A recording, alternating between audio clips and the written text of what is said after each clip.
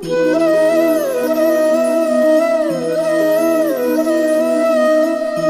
भगवान, आपके चरणों में कोटि कोटि प्रणाम। महाराज जी, गुरु मंत्र का जप आसन के अतिरिक्त और कहाँ और किस किस अवस्था में कर? शरीर अपवित्र ना हो, हर समय जप सकते हो। शरीर अपवित्र हो रहा, जैसे आप शौचालय में हो, वहां गुरु मंत्र नहीं जप सकते। नाम जप कर सकते हो। लघु शंका कर रहे हो, गुरु मंत्र नहीं जप। मुंह जूठा है, गुरु मंत्र नहीं जप सकते। पवित्र अवस्था है तो हर समय गुरु मंत्र जप सकते हो। बस इन दशाओं में देख लो, जब शरीर अपवित्र की बात हो तो नाम जप करे, उस समय भी खाली न रहे। जिसमें नमो नमः, प्रणव आदि मंत्र में लगे, वो पवित्र अवस्था में जपे जाते। वो ऐसा नहीं कि आपका जूठा मुंह है, आप गुरु मंत्र जप रहे, आप लघु शंका में, आप शौचालय में, आपके वस्त्र पवित्र हैं, आप गुरु मंत्र, ऐसा नहीं। नाम तो कभी भी जप सकते हैं, लेकिन मंत्रों की मर्यादा है, पवित्र दशा में मंत्र ना जपे जाएं।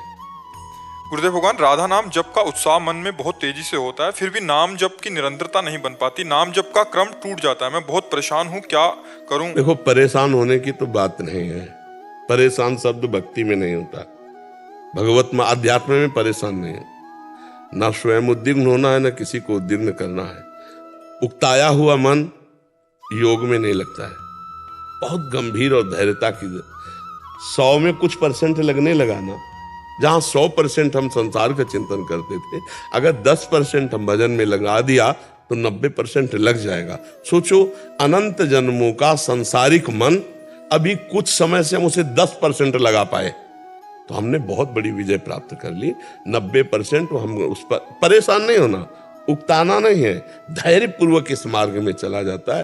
धीरे धीरे जैसे जैसे पवित्रता आएगी, वैसे वैसे अंतर में उतरता जाएगा। पहले वाचिक, फिर उपांश, फिर मानसिक, फिर रोम रोम आनंद से पुलकित होकर के जप में लग जाता है। देखो, ऐसे महापुरुष हुए कि वो जहां जिस वस्तु को छू लेते थे उससे नाम चलने लगता। महाराष्ट्र में तुकाराम जी के जहां चरण पड़ते, वो भूमि बोलती विठ्ठल विठ्ठल। जनाबाई के कंडे से निकलता था विठ्ठल विठ्ठल विठ्ठल। ऐसे से भगत हुए कि वो पार्थिव वस्तुओं को छू देते तो उनसे नाम चलने लगता। और हमारी जबान से नाम नहीं चल रहा, हम अभ्यास करें। अभ्यास योग युक्तेन चेतसा नान्यगामिना। यदि हम अपना चित्त बार बार भगवान में लगाएं तो भगवान देखते हैं कि हमारे में मन लगाना चाहता है, तो कृपा कर देते हैं। तो मन आवरण विक्षेप रहित होकर भगवान में लग जाता है।